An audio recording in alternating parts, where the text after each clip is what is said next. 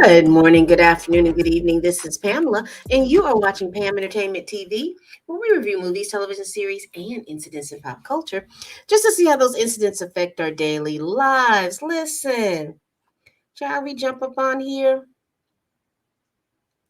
and we don't finish up what we're doing? How y'all doing today? We are about to review Bel Air, Season 2, Episode 8, entitled Pursuit of Happiness. Let's get that scrolling down at the bottom there. You see it. If you like what you see, please leave me a thumbs up or a thumbs down, whatever. The engagement happens. I appreciate you either way. Also, if you have anything interesting to add about this season, uh, or want to just tell me hello, leave that down in the comments. That also helps too. Uh, when you subscribe, when you consider and you decide that you're going to subscribe, you'll be opened up to a plethora of playlists of movies and television series and pop culture chats that I have completed. All right. All right. Let's get into this. Let me make my screen bigger. Let me exit out of here. This is there. There. Now let's make my screen bigger. Ooh, hey, big head. All right, so let's talk about this episode. We see Carlton. We're going to start with Carlton because he's the one that I'm so worried about. Well, let's do this. Let's not do Carlton first. Let's do Ashley. Ashley is in this episode. Again, I keep saying, and I'm going to keep saying. I think the one criticism that I have about this season is how little that they use Ashley, how little that we have storylines that are revolving around Ashley. Ashley is that generation. Yeah, I think she's that Generation Z generation. And I think that if we're going to tell stories and things like that, and particularly if we have people that are scattered across the generations, it is helpful to have storylines that will talk about this particular generation. And I think that this show misses the opportunity to do that with Ashley. They're using Ashley as a background character, and they're not even incorporating her into the story in any ways. So let's get to Ashley. Ashley's in school, and you remember the little girl that told on the teacher and got Miss Hughes fired? Her and Ashley are having to do a project together, and we find out through this project that they have to do together is that the little girl didn't tell on Miss Hughes. That she didn't. She said she wouldn't do that. She just was upset and she was jealous because she was Miss Hughes's favorite, and Miss Hughes would talk to her and basically do the same things that she did for Ashley. But she said that now that Ashley was Miss Hughes' favorite, she was a little jealous. She said, I didn't tell on her. She just said, I was just very, very upset with the fact that you were now her favorite. She said, I would never do that because Miss Hughes is one of my favorite teachers, and I hate that she's gone. So now we see that there's a thing, and whole storyline right there. That the perceived rivalry that they had, and how a whole storyline on don't judge a book by its cover. How Ashley could have been going through school thinking that this girl had gotten Miss Hughes fired. They could have had some kind of little back and forth, and then we could have found out through at least a couple of more than just these two little scenes that the girl did not do that. She was jealous of Ashley because Ashley was now Miss Hughes's favorite. A whole missed opportunity. But that's what we find out. Ashley and the girl kind of come together and they're getting ready to do their project. We see Hillary, baby. Hillary is down in the dumps because, honey, she missed her Jazzy Poo. She miss her Jazzy Pooch, honey. She is in the room. She ain't got out the bed.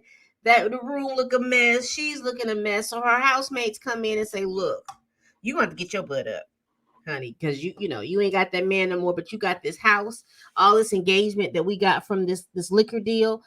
You need to come on and come in so we can continue to pick up this momentum." And quiet as it's kept, y'all, I think that they need the little boys back. The little prankster kids, I think they need them back. I really do. I think that they would bring more life into the house.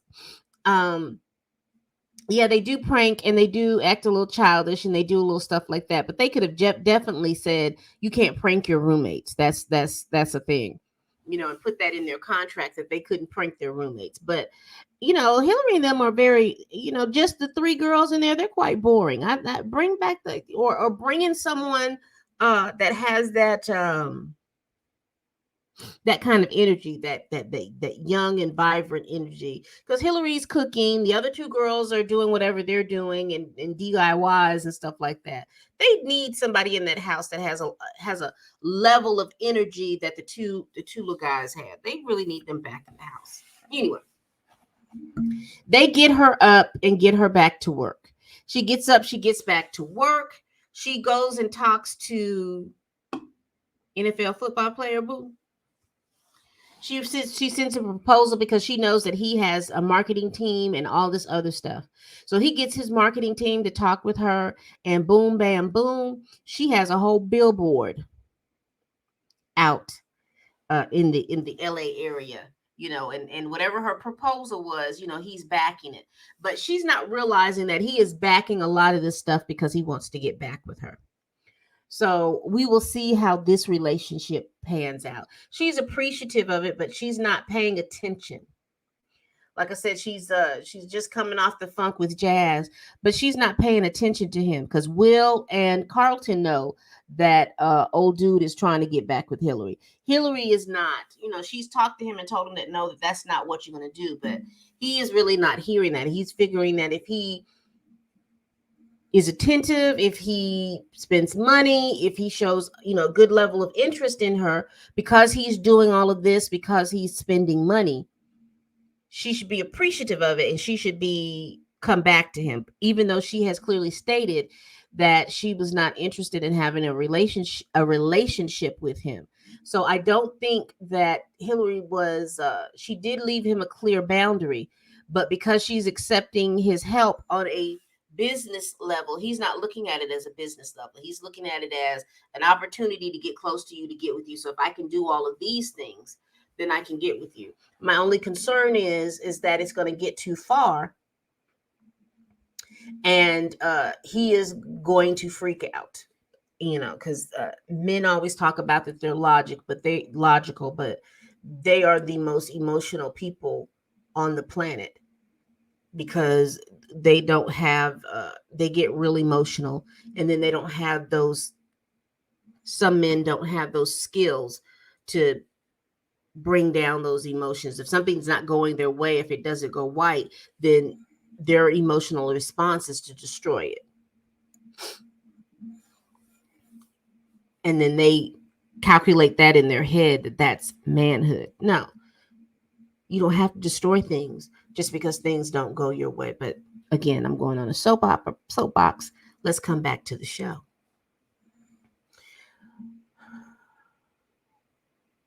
We see Phil.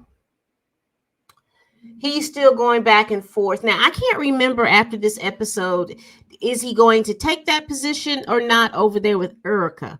But I do know that he did a speech, because apparently there was 3 people that started the firm. One of the people died and had a heart attack. So Phil and the remaining partner are honoring him, remembering him. The other partner expressed to Phil that, hey, you got mad at me for trying to keeping secrets, to trying to keep this firm afloat, and you have gone over to the quote unquote enemy, and I hear that they're headhunting you. And he says yes. He says they did. He says, but I didn't accept anything. So I'm really unsure if he's going to accept it or not, or what's going to happen to that. Or are they going to get a case or something like that he's going to have to go up against? I think that he's going to have to get a major case and go up against Erica. But let's talk about Erica. So Aunt Viv and her soror are talking, and they're talking about Erica. Honey, we find out more tea about Erica that we didn't know. How about Erica was one of them girls? Erica was one of those "I'll take your man" type girls. So apparently, apparently Erica is a sorority sister of Aunt Viv, and apparently Erica had slept with another sorority sister's guy, and she also took Uncle Phil from Aunt Viv for a year or so while they were in college. And it's your soror. Hopper, who that woman? She wanted him. And so the other sorority sister of Vivian and Erica's is talking to Aunt Viv and telling her, look, you gave her the benefit of the doubt. You allowed her in spaces that she took advantage of, and she took your man. And she is here now. And she, because Phil has been meeting with her in private. I don't think it was secretive, but he was, he was trying to do what he needed to do for work. But Phil has been meeting with her, and that's a sore spot for Vivian. She don't really want him to do that. But Phil has come back, and he's talked to Vivian about it. They've gotten to be on one accord. But Vivian is like, I need to talk with old Erica. And she goes and she talks to Erica. And she asks her what she's there for. And she's like, oh, I'm just here to, to headhunt Phil.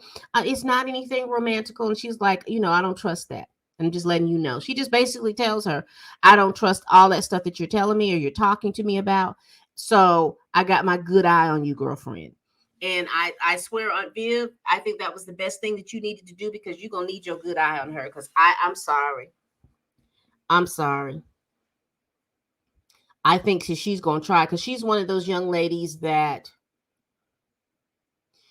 she wants what you want, and she may want what you have, but she's willing to do just enough to get it. And then she thinks that once she has it, she has no clue or understanding as to why it is not as fruitful as it was as when she was observing it over here. She's one of those women that don't understand that relationships take work. You can want what you want. You can want what you want. You can do all those things. There's nothing. It doesn't matter if you're not willing to work on it, because you remember a couple of episodes back, she was saying that she was divorced, that she'd been in that relationship and she doesn't even know why that relationship ended. She doesn't understand or know why. She just wasn't fulfilled. And I'm willing to bet you she, dime of a dollar, that man was in another relationship. She did what she did. They did what they did to be in a relationship together. And once they got into a relationship together, it didn't work out because of the fact that it was basically the thrill. Can I take your man? And once that happens, the actual things you do to care for a relationship, to care for your man, to care for those things, she wasn't willing to do. And so that's why those relationships don't work. She sees Phil with his family, his children, and everything like that. She sees all that, and she's like, oh, I want this. He's a good man. I let go of a good man. I want that. You do, because again, you're observing from you're watching farmers till a garden, and you're watching from afar, and it seems like it's easy.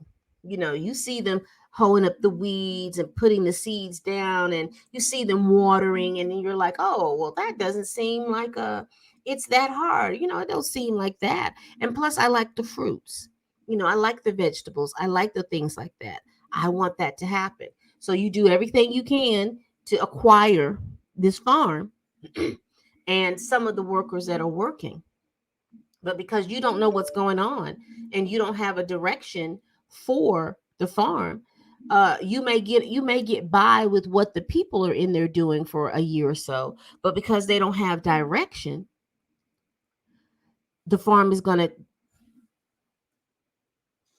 go fallow and weeds are going to come in, and you're going to be sitting there. Well, I don't understand why the weeds, because when I sit over here, it looks like all you need to do is this, that, and the third. But see, you don't realize how looking at somebody do something and actually doing something is two separate things. You're not in a relationship when you're just looking at uh, everybody around you and you're not doing the work that you need to do. Because while you were sitting on the steps, you watched the two people till the ground and put the seeds down, and you're not willing to till the ground and put the seeds down. You're thinking that it should be done. It should be done just because you see it has been done. So, again, I'm coming off my soapbox. All I'm saying to you, ladies and gentlemen, you can sit around here all day and talk about how a relationship is supposed to go, how relationships are supposed to be, how relationships are going to be. You can sit around and talk about all day, but you got to be in the relationship. You got to you got to get up every morning. You got to be kind. You've got to be a confidant. You've got to do all those things that you need to do, male and female. You've got to do all those things to nourish that relationship. Just like you're out here in the field nourishing a garden, planting a garden, you got to nourish that relationship. You got to water it. You got to give it some food. You got to put some seeds down. You got to watch those seeds and care for them and grow. You've got to tend to the soil and make sure the soil has nutrients so that it can grow. You've got to make sure that you all that are tilling to this ground and doing it, you got to make sure that you all okay. You got to make sure that you're getting enough sleep. You got to make sure that everybody's comfortable. These are things that you all have to do in order to sustain a relationship. I'm off my soapbox. Excuse me. I'm off my soapbox. So Erica seems like one of them gals that wants what she wants and she wants what you have, but she's not willing to do the work to keep it. Now, let's get to old Willard. Willard is playing in the league, and he is noticing that one of the guys that played in the league, he's no longer there. He doesn't understand why he's not there. He's playing in the league. He's up. Now he's not the sixth man off the bench. He is a starter. Doc has made him a starter. Where are my allergies? My allergies, y'all. Doc has made him a starter. He's playing. They play this team. I think it was Compton. They come in and they actually beat Compton. How about Uncle Phil and Geoffrey about to fight in the stands, child? It's a mess. But Uncle Phil, who is an observer, he starts to observe some things. He observes Doc and this man, and one of the men that was in the stands, having a very heated conversation. I can't remember if it was before or after the game. So he puts Geoffrey on it. And, again, they're playing. Everybody's great. Will is, he's the highlight of the team. He's the leader. He gets, he does everything. He's on the court. He is absolutely amazing. He inquires as to where's old dude. I don't see old dude. I don't see him. I don't understand why I don't see him. The other kids, the other guys on the team's like, man, just be grateful that you're on the team. Be very grateful that you're here. We see Jackie. She's confusing to me. I don't know exactly what's going on. She's still, working and loving on Will, but her uncle tells her, to keep your mouth shut. I just want to make sure that you're keeping your mouth shut. Because you remember last episode, she was drunk as a skunk on Sunday. She's just running around here swearing and slurring her words. And, Doc is saying, she's got some issues and stuff like that she's trying to deal with. So we see that there's a lot of stuff going on there. I can't remember how Will was back at the place. Oh, he went to go look for Jackie. He was looking for Jackie. He comes back in and he asks, was Jackie working? And the lady who was working behind the desk, she said, no, she's gone home. So when he turns around, he sees the guy, the guy with the pretty dreads. Handsome guy. And he's like, where are you? And he was like, man, Doc is not who he says he is. He's not who he proclaims to be. So Will has a conversation with the guy, but simultaneously, Geoffrey finds out that Doc is taking kickbacks. He's taking monies from different organizations to funnel his children, funnel the guys through. And apparently, I'm not really sure because they didn't really get into it fully through the episode. They didn't get into it fully. But I think the guy that was going to UCLA, I think somebody found out that somebody was paying some money for him to go. And so I'm not sure if he has I'm not sure if he has the ability to go now. I think that's something like that. And I think he confronted Doc and then Doc just took him off the team. But anyway, Uncle Phil has found that out. So he's already found that out. But Will went to Uncle Phil, which I was so proud that instead of him trying to handle stuff himself, this is stuff that's above him. He went to Uncle Phil, and Uncle Phil explained to him that he understood what was going on, and Uncle Phil is going to handle it. And that is pretty much. Oh no, it's not.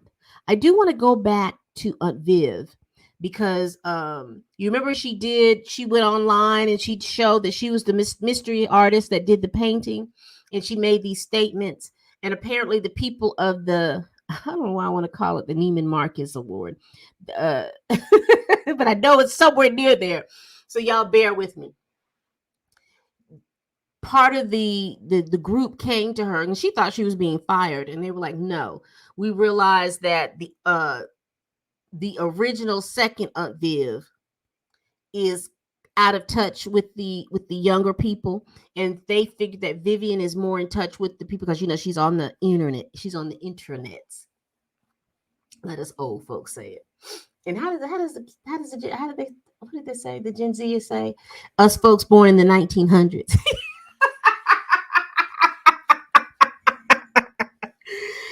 Y'all were born in the 1900s. A mess. And I guess when we hear that, we think that they're talking about the 19th century, which would be the 1800s, and we get mad as fire. But technically, we were born in the 1900s, which was the 20th century. You're talking with 21st century people now who think that's old, and that's okay because to them it is old. I go to when I was younger, someone born in the 1800s, I would consider to be old, or even the early 1900s, I would have considered to be old. But it's okay. It's okay. I'm sorry, but I'm coming back. So they offered her that position. Janice, that's her name, Janice. They offered Aunt Viv Janice's position because they feel like she's been in that position too long and she's a little out of touch. Which she was, because she wanted to do things as they had been done so long that she wasn't willing to see change. Why do you have this person here to do this stuff if you're just going to take over and do it the way that you want it to do? They don't need to have a fellow. What is she doing? So I don't know if Vivian is going to take the case, and that's the reason why her sorority sister was there talking to Vivian. That was the introduction of why the sorority sister was talking to her, because Vivian was definitely interested in taking that position. Okay, so now we get to Carlton, y'all. I'm so mad. I don't know what to do. I am so angry. Because Carlton is spiraling and people are literally with kid gloves instead of just using the reality. Look at your eyes. Viv, you can see everything about Erica and your husband, but you can't see that your son is spiraling out of control. But anyway, last episode, Carlton is using drugs. So he goes back to his lacrosse fellow and he wants to order more drugs. Now, before he does that, Will tells Carlton that it was Drew that airdropped that pic of that locker room scene. So Carlton, he tells Lisa about it. Child, Now I ain't mad at her, but I am mad at her because you know who you are. You know your worth, baby girl. Don't let nobody tell you that. But at the same time, when someone is telling you something, don't interpret it that it has everything to do with you. Because so Carlton came to her and he was like, "Look, sorry, y'all." Carlton came to her and he was like, "Look, Drew was the one that airdropped the photo. Drew was the one that did that. You know, he's been trying to sabotage me ever since I joined the BSU." And, Lisa's response, "Carlton, I know that our breakup has really had an effect on you. And then with me, going with Will, but you're just going to have to deal with it." She got into that little thing. Uh, now I'm not mad at Lisa. I am perturbed because that's not the time or the place that you needed to put that type of energy in. I'm not mad at that, but I'm just like, that's not the time and place. He's trying to tell you something. And then, baby, Carlton just hit her with the yes. He told her, listen, they ain't got nothing to do with it. It is what it is. It was what it was. I'm trying to explain to you that this guy is being a snake, and you're just being too. I have no lack of other words because I'm paraphrasing. You just being too stupid and self-centered to see it. And baby, what he say that for? She got into her feelings, bless her heart, because she was that. Like I said, that energy that she had, I wasn't mad at it. But there's a time and a place for all energies, and that was not the time nor the place. And so now her feelings are hurt. Her ego is bruised and her feelings are hurt. So she gets mad at Carlton. And then Carlton sees them holding hands and all this other stuff. And then he begins to spiral out of control. He goes to the lacrosse man. He asks him to get some drugs. And the lacrosse man is like, hey, you need to follow me. We could go to this place and I can get your drugs. They go to this place, honey. Baby, sus. But they go in and Carlton, I cannot figure out if Carlton took so much drugs he wasn't paying attention, or did they feed him so much drugs that he wouldn't pay attention? Because ends up after like maybe a few hours, Carlton wakes up and honey, he's the only one in the house. There's nobody in the house. When he goes outside, his car is missing. So now Carlton is high as I don't know what, walking around a place in LA that he claims he doesn't know where it is. And so he has, he has no choice but to contact his I thought he contacted Will, but he contacted his mom. And his mom came to him and he gives her the story about, I was drinking and I was drinking, I was at a friend's house. So I was drinking and then I started walking and I don't even know where I parked my car, all this other stuff. He gives her this story, as his mother, she's listening to him because she wants him to be okay. She wants him to be okay in the moment because, he was unsafe because he didn't know where he was. He was a little disoriented. She wanted him to be safe and she wanted him to get to safety. They get them home. Now, Geoffrey's not buying it and Uncle Phil is not buying it. But Uncle Phil is, they're trying to be easy with Carlton because they know that they see that there is some spiraling out of control and he's not wanting to go back on the level of meds that he needs, but he really does need to get back on those. He either needs to get I think he needs to go to rehab. And I think if he needs those ADHD drugs, then they have to give it to if they can purge his system of the drugs and then have him come in at the lowest dose, I think maybe he'll do that. I'm no doctor. I just want Carlton to win. And if he needs the medication, he needs the medication. But he's substituting another medication to help him instead of him using, I don't know if he's taking Ritalin. I don't know what medication that he's using for his anxiety. Or he needs a stronger behavioral approach to his anxiety, understanding the cues of when he starts to have those anxiety attacks. We have all had to learn those cues and things like that, and to be able to breathe through them and do the things that you need to do to get through those attacks. If you need your medication, you need medication, but there's also some behavioral ways that you can get through that. Again, I'm spiraling. Sorry.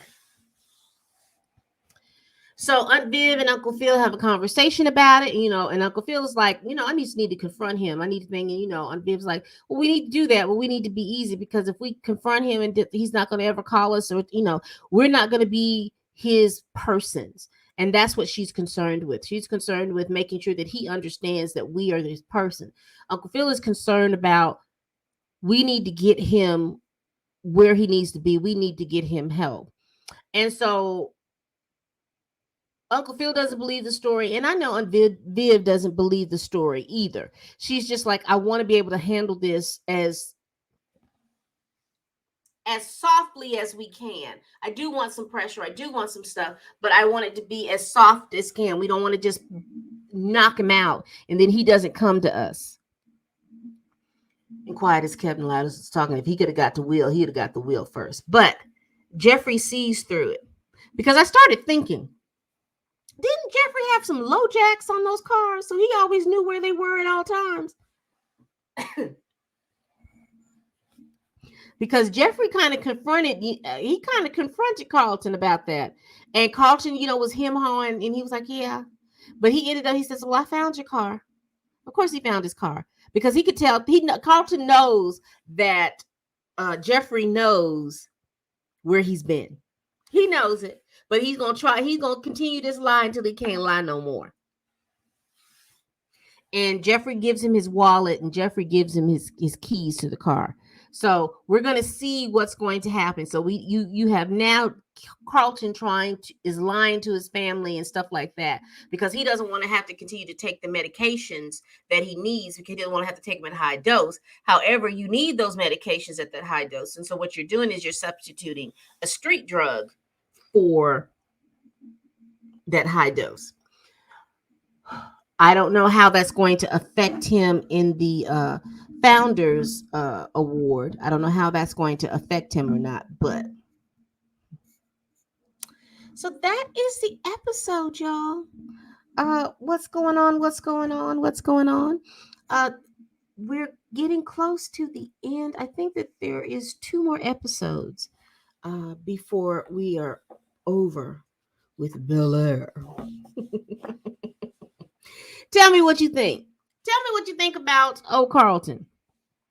Tell me what you think about old Will and what's going on with him. Tell me what you think about Hillary, Aunt Viv, Uncle Phil. Tell me what you think about Geoffrey. Tell me what you think about old Ashley. Again, I am advocating for Ashley to have a bigger role in this series other than just being the little baby sister. Again, she is a generation that needs to be tapped into. And I want to see the things that go on with young Ashley. What do y'all feel about that? How you feel about old Erica?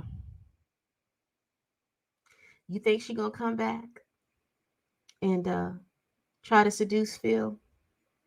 I could see her seducing Phil's partner first, and then so that she can get information on Phil. I see her doing that. I see her seducing the partner, and the partner discussing about how he got Will out of trouble in Philly. I could see that. I could see that. I could see old Erica. Any kind of leverage she can get so she can get back into the secret gardens of Uncle Phil. All right, people. That's all I got, y'all. That's all I got. Tell me what you felt about this episode. Please leave it down in the comments. I do appreciate those of you all that do comment. I see you all watching. The analytics is telling me that a lot of you all are watching. So please subscribe. It's just a click of a button down here. And again, once you subscribe, you'll be open to a plethora of videos and playlists that of movies and television series that I have reviewed previously. Good news, people who follow me. Reasonable Doubt has been greenlit for season 2.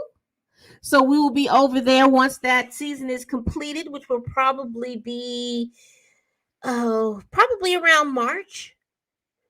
It'll air out around March. So probably no, it'll probably air out later this year because we reviewed Reasonable Doubt at the end of last year. So it should be coming out pretty soon. Hmm. Shout out to old Onyx and Kerry Washington. I did hear you all ask me to review the comedy or the series with Delroy Lindo and Kerry Washington. I haven't gotten to that. I have just completed my Mandalorian series, so I may get into that pretty soon. I see now with a lot of the things that I have to do in life, I can only review a couple of shows per season. And so I chose to do The Mandalorian and Bel Air. Once these two series are over with, I am going to do um, the Ahsoka series, and I'm going to do. I'm thinking around that time. Is it P Valley? So around that time, I think P Valley is going to be back. Yeah, I think P Valley is going to be back. But if you have a movie or a TV movie or something that's coming on Amazon Prime, let me tell you what I got access to. I have access to Amazon Prime. I have access to Stars. I have access to HBO Max, but I don't think it's going to be HBO Max anymore. And I do have access to regular TV. If there's something on regular TV that you want me to review, leave it down in the comments. Leave it down in the comments. I'm going to try to do that I know that I can do is 2 shows per season. So I'll follow that show through its entirety. So like I said, my Mandalorian series is finished, and I think this one has two more weeks to go. So let me know down in the comments. Let me know down in the comments. All right, people. I appreciate you watching. I truly, truly do. And as always, bye bye.